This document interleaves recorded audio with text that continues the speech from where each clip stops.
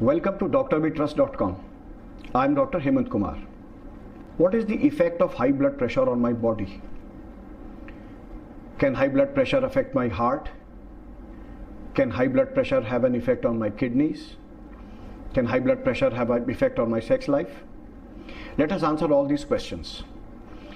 Now, before we get to the specific effects of high blood pressure, let us first understand how these effects are mediated. See, normally our blood vessels through which the blood flows are elastic and flexible. So temporary changes in blood pressure don't really damage them. But a sustained high blood pressure leads to hardening of the arteries known as arteriosclerosis. It also leads to the damage to the inner lining of the arteries, and gradually fat and cholesterol and other things tend to deposit like a plaque, and that condition is known as atherosclerosis. Now, as you can imagine, two things have happened. The blood vessel that is carrying the blood is now not elastic or flexible, it is hard, and because of the plaque deposition on the inside, it is narrowed as well. So in most cases what is happening is that the blood flow, the blood which is carrying vital oxygen to the organ to which it is supplying, reduces because of high blood pressure, and that is what causes most of the side effects of high blood pressure. Now, blood is required by every organ, and therefore the effects of high blood pressure are also felt nearly by every organ. Let's start at the top with our brain. High blood pressure can lead to what is known as a stroke. 2-3 types of stroke can happen. One is known as a hemorrhagic stroke. That is, the delicate blood vessels of the brain burst because of high blood pressure, leading to bleeding in the brain tissue and damage to that particular part of the brain. Or one can have what is known as ischemic stroke. That is when the blood flow to the part of the brain nearly stops and the part is not getting an oxygen and begins to die or gets damaged. Sometimes the clots or narrowing of the artery causes what is known as transient ischemic attack or TIA. These may cause symptoms like stroke, but which get resolved quickly. Now, all these 3 types of strokes can produce a variety of effects. They can lead to slurring of speech, they can lead to weakness in hands or legs, or hands and legs, or in the tongue, in any part of the body. So they can lead to paresis, they can lead to paralysis. So this is what high blood pressure can do to the brain, and in some severe cases the stroke may actually be fatal. Then let us come down to our eyes. Our eyes have a backdrop on which the rays fall and the image is formed. That is called the retina. So damage to the blood vessels behind the retina can cause what is called retinopathy. They will damage the curtain on which the sharp image is forming. So it can lead to blurred vision, it can lead to headaches. High blood pressure can also lead to oozing of fluid from the blood vessels in the eyes, known as choroidopathy. This can also lead to a blurred vision, a poorly formed image, headaches, and high blood pressure can also damage the optic nerve. Optic nerve is the one which is carrying the signal from the eyes back to the back part of the brain, where the image is interpreted by the brain. So it can damage the retina, it can damage the space behind the retina, and it can damage the optic nerve itself, and in severe cases can lead to blindness as well. Let us come down further to the heart. Now, 2 things are happening with heart.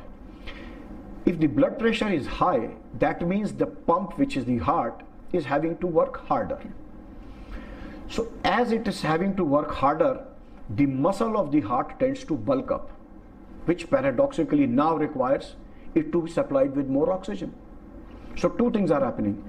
The left ventricle, the left part of the brain, which is responsible for pushing blood into the body, tends to get bigger and bigger and then starts to fail. So this can lead to what is known as heart failure and causes symptoms of fatigue and restlessness and chest pain. What also happens is that the arteries supplying blood to the walls of the heart, they start carrying less oxygen. So the demand of oxygen is increasing because the heart is pumping more and needs more oxygen. But the arteries are narrowing because of the side effects of hypertension, and therefore this narrowing of the arteries and low oxygen supply can lead to what is known as a myocardial infarct. That is, a part of the muscle of the heart gets no supply of blood and oxygen and dies. That is known as a heart attack or a myocardial infarct. Let's come down further. The main artery supplying the body is known as aorta. What happens with sustained hypertension is that because the inner lining is damaged, sometimes it just completely ruptures. So between two thin layers of the artery, blood enters, which is known as an aortic dissection, is potentially a fatal condition. High blood pressure also leads to what is known as aneurysm. The wall of the artery gets damaged to such an extent that it actually bulges out like a balloon. And that aneurysm in itself creates problem because the blood in an aneurysm tends to stay and stagnate for longer and can lead to clotting of the blood, which can get pushed down to the organ it is supplying and create its own side effects. One of the most important effects of high blood pressure is on the kidneys. As you know, kidneys continuously filter our blood and maintain the delicate balance of electrolytes like sodium, potassium, bicarbonate, and the right amount of water to be excreted and retained to maintain homeostasis within our body. Because the arteries to the kidney get damaged, the filtration process gets gradually less effective by the day. What this means is that less of sodium gets excreted. When more sodium is retained in the body has to retain more fluid back to maintain the electrolyte balance. This increases blood volume, which puts further pressure on the heart, and it's a vicious cycle that goes on till kidneys are ultimately chronically and near completely damaged. Then let us come down further to the pelvic region. As with every other organ, the sexual organs also receive blood supply. When this blood supply gets reduced in males, it can lead to what is known as erectile dysfunction and can have a significant impact on your sexual health. In women also, lower supply of oxygenated blood to the pelvis can lead to loss of interest, loss of performance, and the fatigue, which also is a side effect of hypertension, can also impact the way somebody may have interest in sexual activities. So right from top to the bottom, nearly every organ of the body gets affected by hypertension. That is why getting diagnosed for hypertension, making the right efforts to reduce hypertension, seeking doctor's advice to take medication when prescribed, they are all vitally important for managing your health. Hope you found it useful. Thanks for watching.